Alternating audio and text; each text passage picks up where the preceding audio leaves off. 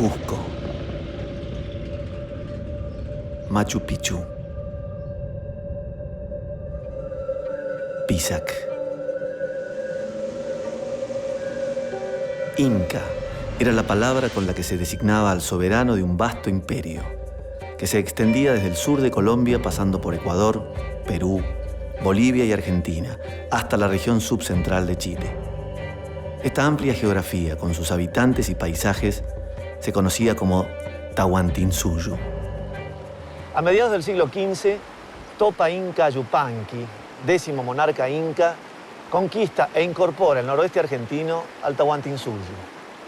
Construye caminos, postas o tambos, sitios de altura o adoratorios y centros administrativos, denominados huamani, que funcionaban como capitales de provincia.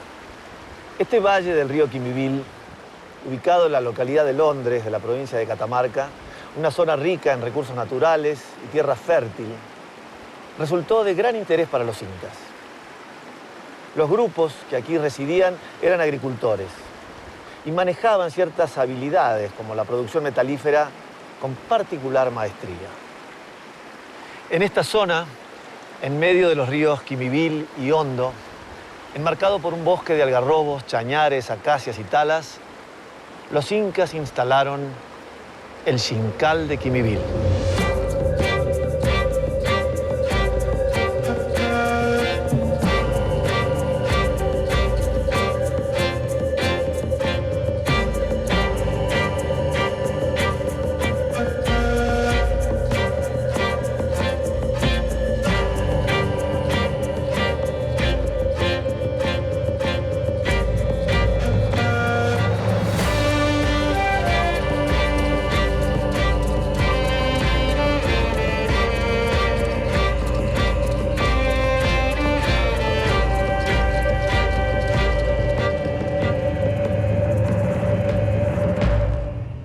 El Xincal constituyó uno de los principales centros político, administrativo y ceremonial inca del noroeste argentino.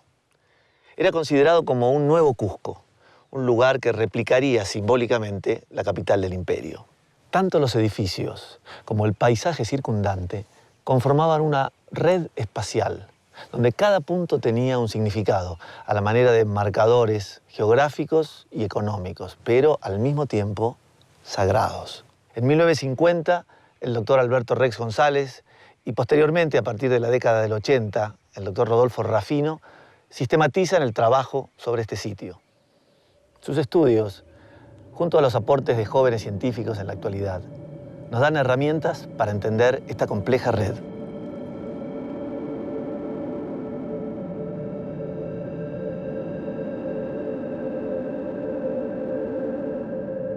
Primero de enero de 1901, una expedición del Instituto Geográfico Argentino a cargo de Adán Quiroga e Hilarión Furque, que anduvieron por todo el valle recorriendo sitios, y el 1 de enero mandan un telegrama al Instituto Geográfico Argentino diciendo que encontraron las ruinas de un sitio que se parece al Paramonga peruano. El Xincal aparece como un centro administrativo inca y después, a través de los relatos históricos, pasa a ser una capital de huamani, una capital de provincia. Y toda la arquitectura es una arquitectura de poder. Es una arquitectura en parte ceremonial, marcada por el usnu, técnica administrativa como las callancas. En definitiva, es toda una conquista muy estratégica, con un estudio previo geopolítico de las regiones, de los pueblos que había, de cómo entrarles, cómo salirles, cómo conquistarlos. Hay un dominio pacífico entre el conquistador y conquistado, que ese es el gran mérito que tiene el Tahuantinsuyo, ¿no? El Collasuyo les dio a ellos una riqueza metalífera impresionante, que se siguió explotando hoy día. En algo menos de un siglo, el imperio inca conquistó territorios y poblaciones convirtiéndose en el dominio más extenso que tuvo cualquier estado de la América precolombina. El camino del Inca fue una de las piedras angulares de la expansión del imperio. Partiendo del Cusco como centro político y cósmico, unía las 4 regiones del Tahuantinsuyo: el Chinchaysuyo, el Kuntisuyo, el Antisuyo y el más extenso, el Collasuyu, del que formaban parte el noroeste argentino y la región de Cuyo. El camino de la sierra, luego de pasar por el altiplano boliviano, ingresaba al noroeste argentino, conectando con el Xincal. Gente que viene caminando por el camino incaico, por el Capagnián, desde distintos lugares, trayendo sus ofrendas, con sus trajes típicos. Tengo la imagen de una plaza que es muy amplia y es una plaza que se va conformando a través del sonido, de la música y de los colores. En las mantas se van distribuyendo todos los elementos que se van a ofrendar, se prende el fogón ceremonial, la gente se va acercando a ese fogón y va acercando su ofrenda.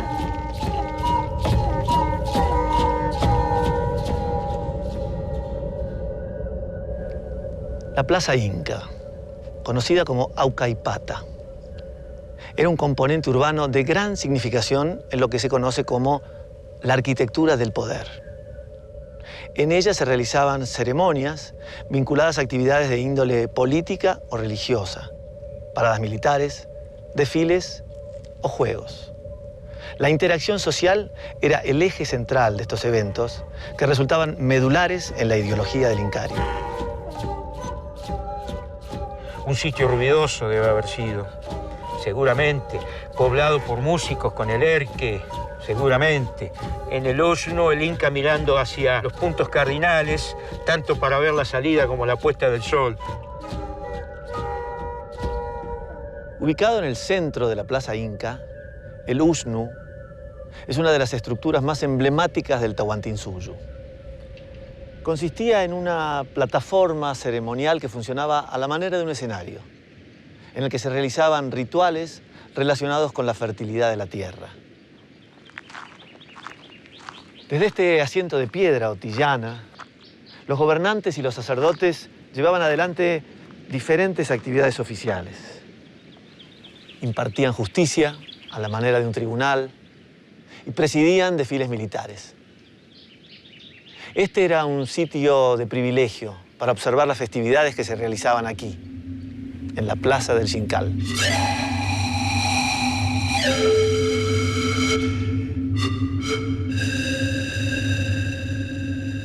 En las excavaciones se han encontrado un montículo de rocas muy pequeñas. O sea, son rodados que uno los podría agarrar con la mano y depositar en ese sector y están perfectamente delimitados por dos rocas canteadas. En este sentido es lo que se piensa que es un libadero, que es un lugar donde se realizarían ofrendas, donde se brinda con la Pachamama, se convida a la tierra. Dentro de las ofrendas, en las sociedades andinas, las comidas eran uno de los regalos más preciados, tanto hacia las deidades como hacia los ancestros muertos. La práctica de alimentar a los organismos vivos nos deja usualmente pocos restos arqueobotánicos, porque estos restos son efectivamente consumidos. En cambio, las prácticas de alimentar a los ancestros muertos o a las deidades usualmente dejan más registro arqueobotánico, porque se preservan en el sedimento por largo tiempo. Es así que en el Usnu encontramos fragmentos de lo que pueden haber sido comidas, rituales ofrendadas a las deidades en este espacio físico. Estas comidas sabemos que han estado elaboradas al menos con poroto y ají. No obstante ello, además de estos fragmentos de comida, hemos recuperado el 99% de todas las especies vegetales recuperadas en el resto de los recintos del sitio del Xincal. Eso nos demuestra la importancia que cada uno de los recursos ha tenido para el Estado inca y para los que estaban tributando a ese Estado. Y encontramos objetos también que podríamos decirlo exóticos. Se encuentran, por ejemplo, moluscos, ¿sí?, que provienen del Pacífico. Se encuentran cristales de cuarzo, puntas de flecha fabricadas en hueso. Encontramos objetos de metal que también circulan en esferas con una alta ritualidad.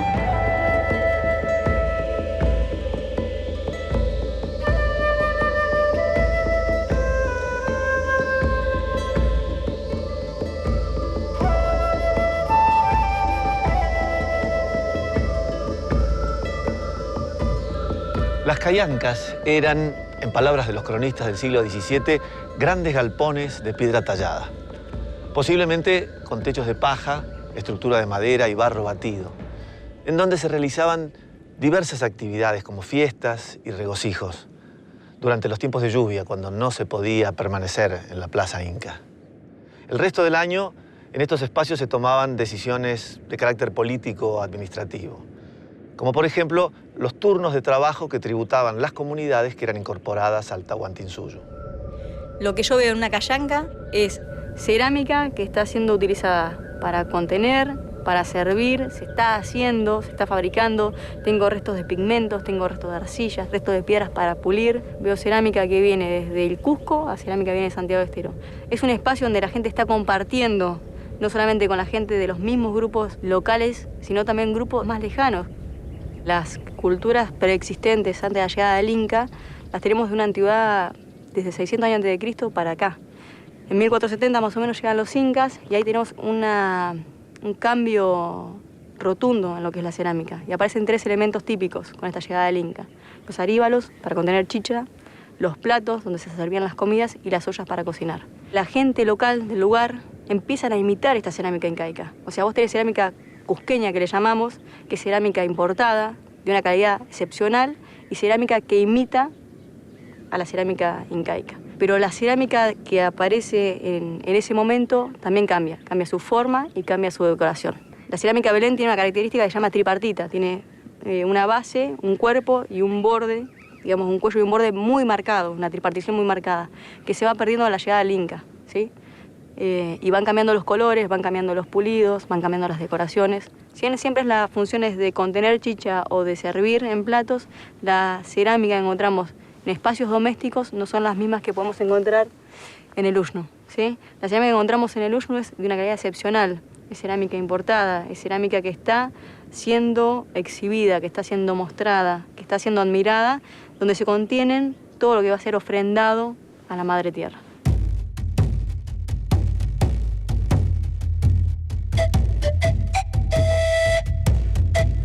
En el Xincal se construyeron diferentes tipos de residencias, conocidas bajo el nombre de canchas. Algunas de estas canchas eran destinadas a alojar a los gobernantes o la élite. Otras permitían alojar a los invitados que llegaban a los eventos festivos. Y algunas eran exclusivas de aquellos habitantes permanentes que se encargaban de mantener el sitio a lo largo de todo el año.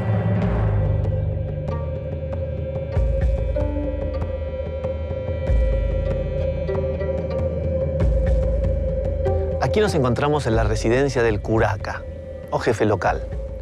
El Inca delegaba en él las decisiones políticas acerca del tributo y la distribución de las riquezas en la región. Dirigía también las festividades y ceremonias del Xincal, pudiendo oficiar como sacerdote. Restos de vasijas de excelente calidad, provenientes de otras regiones, permiten suponer que el curaca no era oriundo del lugar, sino un aliado trasladado por los incas. Instalar un curaca proveniente de tierras lejanas era una práctica muy común en el Tahuantinsuyo, como forma de premiar a los pueblos súbditos más fieles.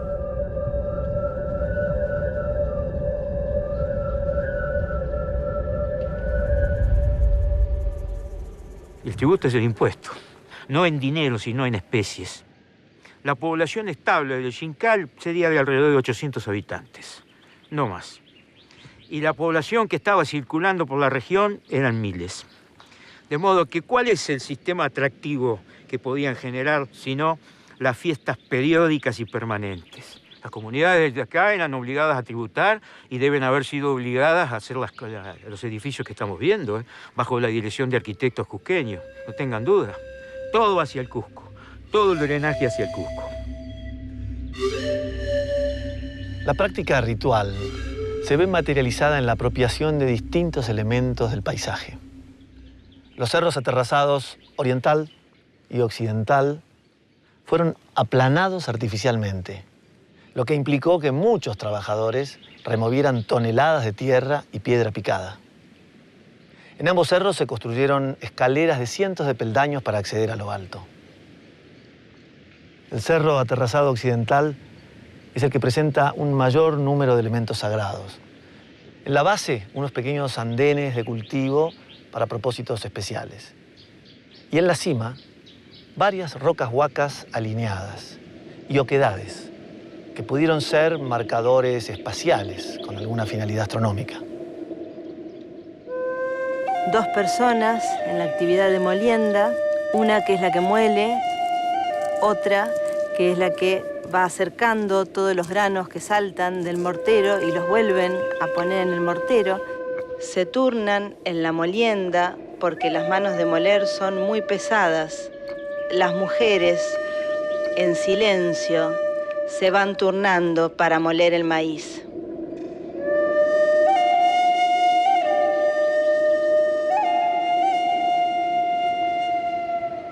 El consumo de comidas y bebidas para las fiestas requería de toda una preparación previa que involucraba una gran cantidad de trabajadores.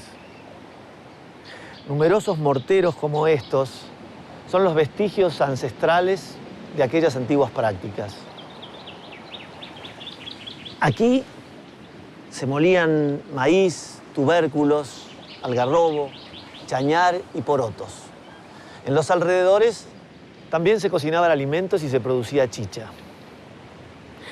En las inmediaciones de estos morteros múltiples se han encontrado silbatos, boquillas de instrumentos musicales y contrapesos para hilar. Estos hallazgos permiten pensar a los arqueólogos que el tributo de trabajo de molienda se alternaba con actividades de tipo más personal, como el hilado y la ejecución de música. Los elementos de la naturaleza tenían vida propia. El sol, la luna, el río, la tierra, la Pachamama. Entonces uno convivía con esos seres, eran uno más. Siempre se busca mantener un equilibrio y una conexión.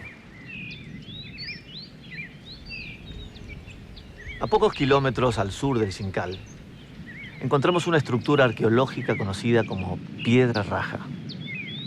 Aquí es posible observar la relación armónica que existía en el mundo inca entre lo sagrado y lo profano. Una gran roca fue cortada y pulida manualmente, en la búsqueda de encauzar el agua dándole la forma de un canal de riego. Pero no era necesaria una estructura de esta magnitud solo para conducir el agua hacia los campos de cultivo. Con seguridad, le otorgaron también una función ritual. En este sentido, se puede pensar que aquellas personas que se dirigían hacia el Xincal se purificaban aquí a través del agua, una entidad considerada muy poderosa.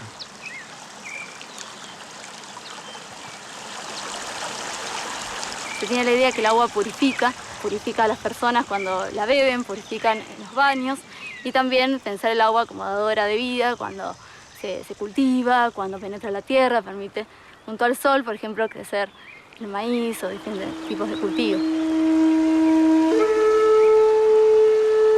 Son varias las imágenes que uno se puede hacer de lo que es un camino y cómo funcionaba en ese momento. Una de las más importantes yo creo que es hablar de los chasquis, los mensajeros. Personas elegidas por la nobleza incaica que se encargaban de transmitir un mensaje. Imaginarse un chasqui caminando cuando llega a una posta, que eran las casitas de los chasquis, se contacta con otra persona, le pasa el mensaje y esa otra persona se va caminando a otra posta justamente para transmitirle ese mensaje y que éste siga su curso.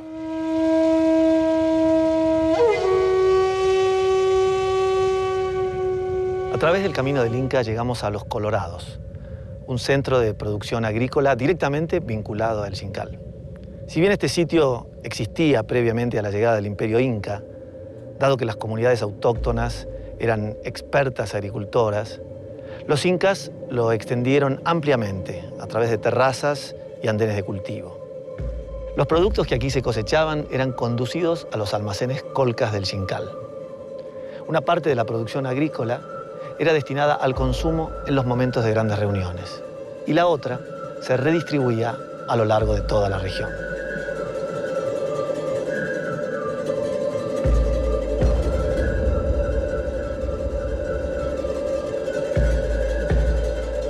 Las laderas de los cerros han sido utilizadas y modificadas para el cultivo.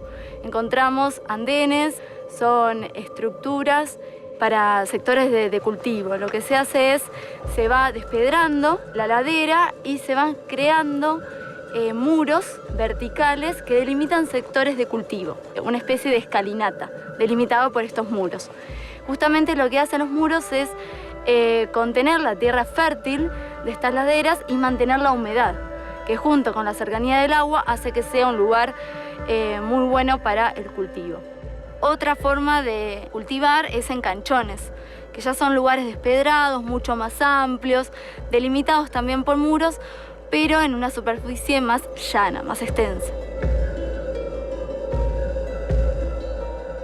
El Inca, en los campos de cultivo, no solo los usaba para cultivar, no solo los despedraba, los cultivaba, sino que a veces incluía elementos del paisaje, rocas grandes, y las cargaba de significado. Es una roca natural, pero que ha sido incorporado a la dinámica social, al entramado del mundo andino.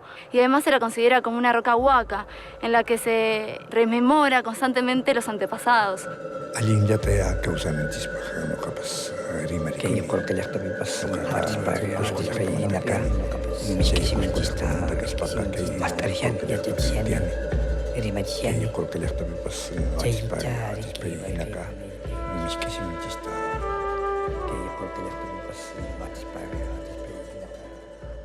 Las nuevas investigaciones sobre el mundo inca nos traen en la provincia de Catamarca a Quillay.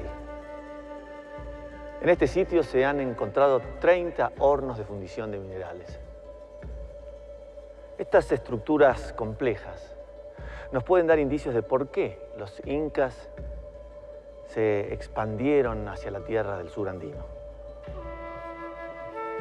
En estas regiones, además de existir una riqueza en recursos minerales importantes como el cobre y el estaño, existían poblaciones previas a los incas que eran expertas en el manejo de la producción de metales. Estos conocimientos fueron muy bien aprovechados por los incas, dado que los objetos de cobre y bronce eran considerados símbolos de dominio imperial.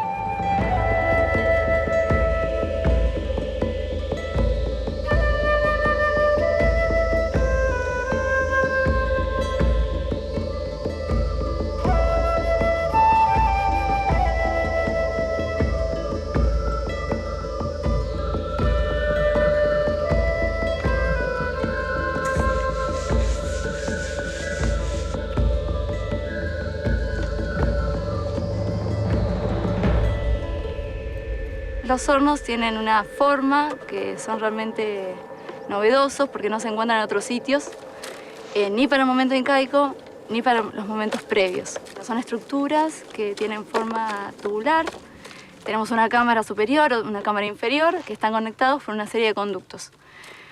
Hasta el momento nosotros estamos pensando que posiblemente se incorporaría todo lo que es la carga, que incluye el combustible, el mineral, el fundente, por la cámara superior, y que el metal obtenido se podría recolectar por la cámara inferior.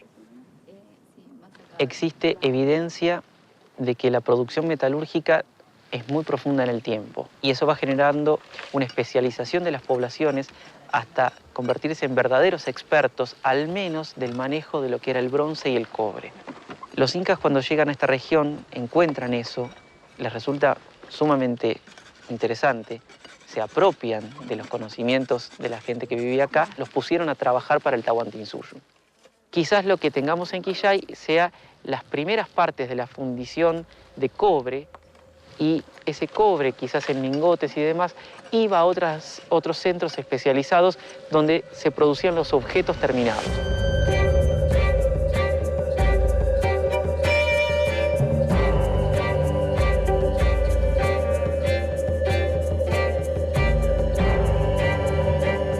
En estos hornos, quizás hayan sido forjados algunos de los objetos de metal que en el mundo inca eran utilizados fundamentalmente con fines ornamentales y rituales. Estos objetos manifestaban estatus y poder para aquellos que los poseían, además de tener una connotación especial vinculada a los dioses. Por ejemplo, el oro representaba al sol, Inti Taita, y la plata a la luna, Mama Quilla. Las ofrendas de este tipo de objetos permitían una vinculación especial con los seres sobrenaturales. Es por ello que son encontrados en algunos lugares donde se realizaban prácticas rituales, como el caso del Uxnu en el Xincal de Quimbibil.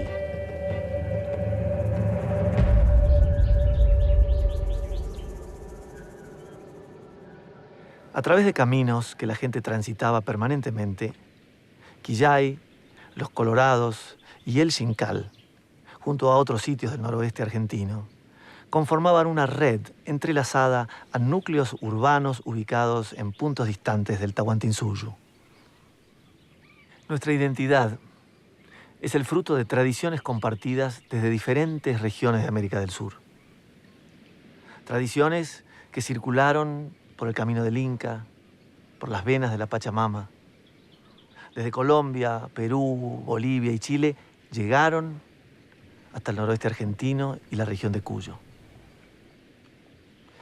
Así como las rocas Huaca representaban para los incas una entidad viva que les permitía dialogar con el pasado, los investigadores buscan proyectar a través de ruinas y vestigios arqueológicos la vida de los que vivieron hace siglos. Los trabajos de investigación y puesta en valor del Xincal recuperan nuestro pasado de culturas y pueblos preexistentes, que si bien parecen lejanos en el tiempo, recorrieron un camino que construyó nuestro presente.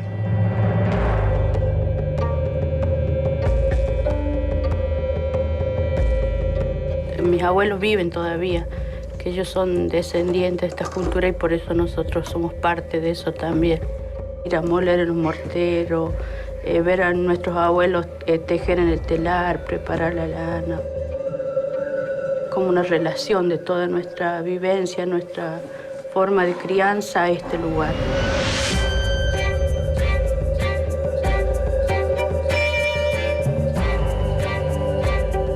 Trabajando de la tierra, sacando frutos silvestres también y consumiendo también cosas que han consumido ellos, las tradiciones de ellos, que todavía algunos lo seguimos haciendo. También con la cocina, con el fogón, con la conchana que se dice en el piso, cocinando con leña, bueno, todas esas cosas que es fuerte para nosotros, que no queremos perder esa costumbre, ¿no?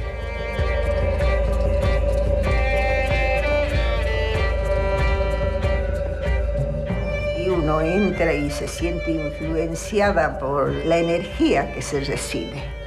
Cuando yo lo conocí la primera vez, en el año 49, se veía perfectamente la serie de casas, una al lado de otra, que sirvió para la vivienda de los indios.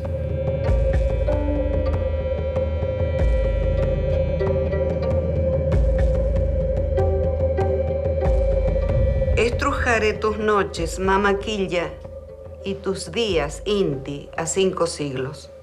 Golpean en mis venas los puños de mi tierra, los gritos de las razas, el canto de montaña, el viento de los tiempos, el vértigo de antaño, de ir sobre la huella del indio, desandando.